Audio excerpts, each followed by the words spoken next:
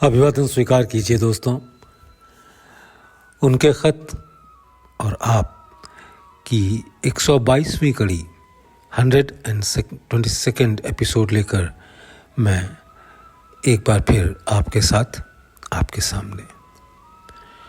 ख़त सुनिए। बात तो ये है कि सच्चे जिज्ञासु नहीं मिलते, वरना मज़ा आ गया होता। और लोग रगड़ रगड़ा कर ऐसी हालत भी पैदा करना नहीं चाहते कि कुछ ना कुछ बनकर ही रहें। मुझे तो ऐसा लगता है कि बहुत सी बातें मेरे साथ ही जाएंगी, फिर भी बहुत कुछ ठूस ठांस करता रहता हूँ।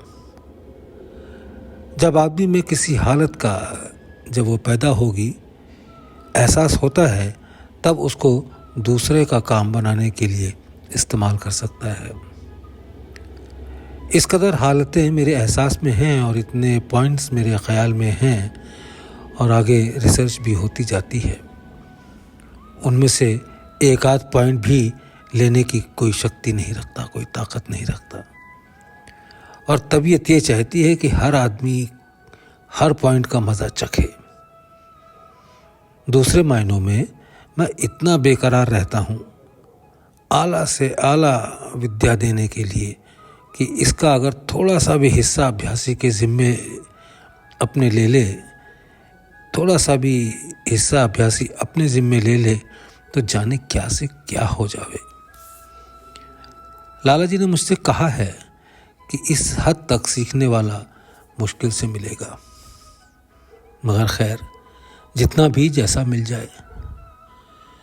लोग कहते हैं कि एहसास नहीं होता। उनसे कोई ये तो पूछे कि तुमने कभी एहसास करने की कोशिश भी की? जो हालत पैदा हुई उसमें कभी घुसे भी? अगर वो ये कहें कि इतना मादा नहीं कि एहसास कर सकें, तो वो बिल्कुल गलत है। मादा हर एक में है और ब्रह्म विद्या में अक्ल खुलने लगती है, मगर जब कोई उस ताकत को कोई दूसरी तरफ लगा दे तो फिर क्या किया जाए। देखने में तो ऐसा आता है कि सोचने और अनुभव करने की जो ताकत पैदा होती है उसे लोग दुनिया की तरफ लगा देते हैं। नतीजा ये होता है कि जिस चीज़ से वैराग्य पैदा होना चाहिए उसमें और राग पैदा हो जाता है।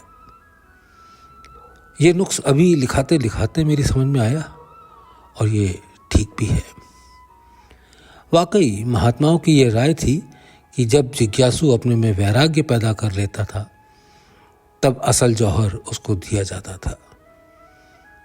लोग कुछ दिल से छोड़ना नहीं चाहते और कहने सुनने में आकर सिर्फ मेरे यहाँ सीखना शुरू कर देते हैं। मैं भी ये समझ लेता हूँ कि भाई फ़ायदा कुछ ना कुछ ज़रूर हो जाएगा और अपने लिए उन पर मेहनत करना भी फ़र्ज समझ लेता हूँ। और मेरे लिए हुक्म भी ऐसा ही है।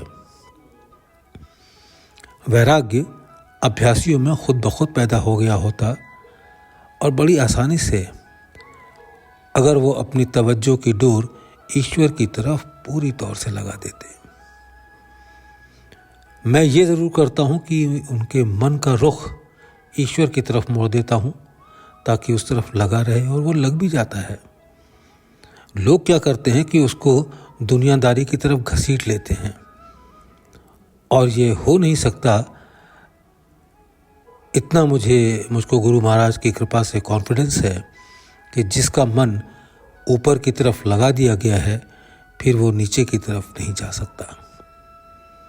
नतीजा मुमकिन है ये होता है कि उन लोगों को जो दुनिया के मामले में ज़्यादा दौड़ लगाते हैं परेशानी का एहसास ज़्यादा होता है, इसलिए कि मन ऊपर रहना चाहता है और उसको वो नीचे घसीटते हैं।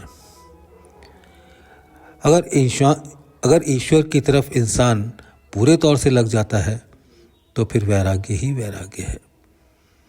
और कहीं किसी सूरत पर कोई लग गया तो दुनिया से ही नहीं बल्कि अपने से भी वैराग्य हो जाता है। शरीर की चेतना तो जाती ही रहती है, ये इसका एक अपना करिश्मा है। आत्मा की चेतना जाने का भी नंबर आ जाता है, फिर क्या है। मुर्दे को नहलाने वाला जिधर चाहे उधर फेर दे। हालतें ऐसी आती हैं आगे कि उनको शब्दों से जाहिर नहीं किया जा सकता। सीता ने एक तोता पाला और वो उससे बहुत मोहब्बत करती थी, और राजा जनक सीता से मोहब्बत करते थे। नतीजा क्या हुआ कि राजा जनक तोते से भी मोहब्बत करने लगे। तोता दुखी होता था तो सीता को दुख होता था, और जब सीता को दुख होता था तो राजा जनक को भी दुख होता था। अब देखो तो सही कि इतना बड़ा ऋषि दूसरे मायनों में तोते से लगाव रखता था। हमसे अगर पूछो तो हम यही कहेंगे कि वो इंसान ही नहीं जो दूसरे के दुख दर्द देखकर दुखी ना हो।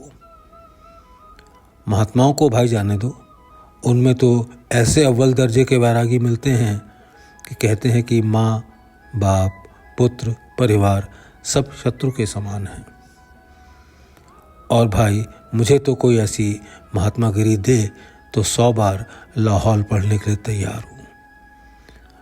अब उन महात्माओं की तालीम पर गौर करो कि कितने बड़े राग की तालीम देते हैं, जिसका नतीजा सिवाय तबाही के और मेंटल स्टेमिना यानी नैतिक बल खराब करने के और कुछ नहीं होता। हम शत्रु समझने की आदत डाल रहे हैं। हम जब ये आदत डाल रहे हैं तो मुमकिन है कि हमारे ख्यालात खुद ऐसे औजार बन जाएं कि हमारे खून से हम अपने को ही रंग लें। दुआ जो रामचंद्र।